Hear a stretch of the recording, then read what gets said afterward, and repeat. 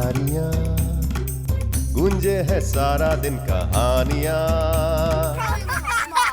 नमस्ते बच्चों, मैं हूं आपका करण चाचू और हाजिर हूं एक और बहुत बड़े हीरो की कहानी लेकर जिनका नाम है छत्रपति शिवाजी। और इस बार एक बार फिर आपके लिए कुछ नया किया है, कुछ अलग किया है ताकि आपका ध्यान कहानी से एक पल के लिए भी न भटके। तो आइए शुरू करते हैं आज की कहानी। एक बार की बात है, मुगल सम्राट औरंगजेब ने शिवाजी और उनके सुपुत्र संभाजी को अपने जन्मदिन पर आगरा आमंत्रित किया, इनवाइट किया। शिवाजी अपने 9 साल के पुत्र और अपने कुछ विश्वास पात्र सैनिकों के साथ आगरा पहुंचे। उनका स्वागत राम सिंह ने किया और उन्हें एक विशेष हवेली में रखा गया। अगले दिन शिवाजी औरंगजेब के दरबार में पहुंचे। दरबार सजा हुआ था और औरंगजेब अपने सिंहासन पर विराजमान थे। वहां अलग अलग राज्यों से जो राजा आए थे उनका स्वागत हो रहा था और उन्हें सम्मान पूर्वक बिठाया जा रहा था। पर औरंगजेब ने शिवाजी को देखकर भी अनदेखा कर दिया और उन्हें अपमानित करने के लिए, इंसल्ट करने के लिए मनसबदरों यानी मिलिट्री कमांडर्स के साथ खड़ा कर दिया। शिवाजी से ये इंसल्ट, ये निरादर सहा नहीं गया और वो गुस्से में दरबार छोड़कर हवेली वापस चले गए। उन्होंने अपने साथियों को भी वापस चलने का आदेश दिया। इतने में एक साथी दौड़ते हुए आया और बोला, शिवाजी महाराज की जय हो।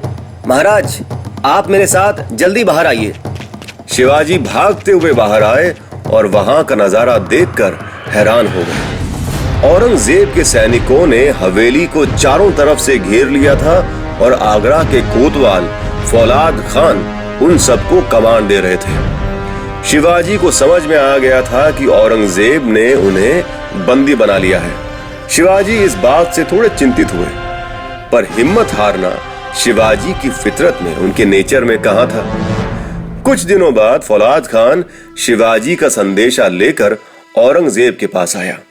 सम्राट, आप मुझे बंदी बनाकर रखना चाहते हैं, ये बात तो समझ में आती है, पर मेरे साथियों को भी बंदी बनाकर रखने में क्या तुक है।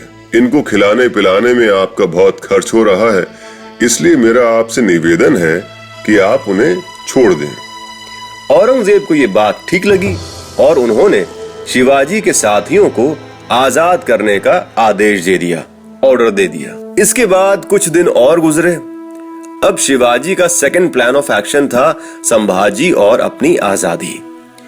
एक दिन फौलाद खान ने औरंगजेब को खबर पहुंचाई कि शिवाजी बहुत बीमार हैं। औरंगजेब ने तुरंत अपने राजवैद्य को यानी डॉक्टर को शिवाजी की खिदमत में भेजा, पर शिवाजी को दवा का कोई असर ही नहीं हुआ। इसके बाद शिवाजी ने औरंगजेब को एक संदेशा भेजा।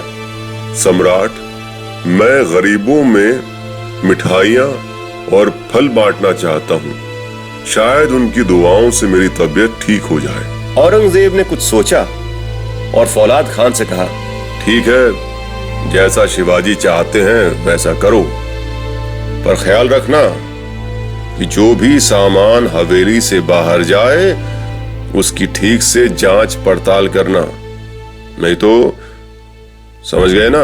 अगली सुबह बड़ी बड़ी बांस की टोकरियों में खूब सारी मिठाइयां लेकर कुछ सेवक शिवाजी के पास आए। शिवाजी ने उन पर हाथ रखा और गरीबों में बांटने का आदेश दिया। दरवाजे पर फौलाद खान ने अच्छे से टोकरियों को चेक किया और उसके बाद सेवकों को टोकरियां ले जाने का आदेश दिया।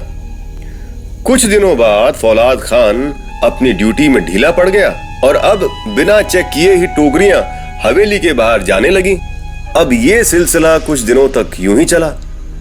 इस दौरान शिवाजी ने कुछ सेवकों को अपनी तरफ कर लिया और एक दिन मौका देखकर शिवाजी ने इन सेवकों की मदद से वहां से निकलने का प्लान बनाया। जैसे ही टोकरियां लेकर सेवक आए, शिवाजी ने अपने पलंग पर तकिए रखे और उन्हें कंबलों से ढक दिया। अब ऐसा लग रहा था जैसे वहां पर कोई सो रहा हो।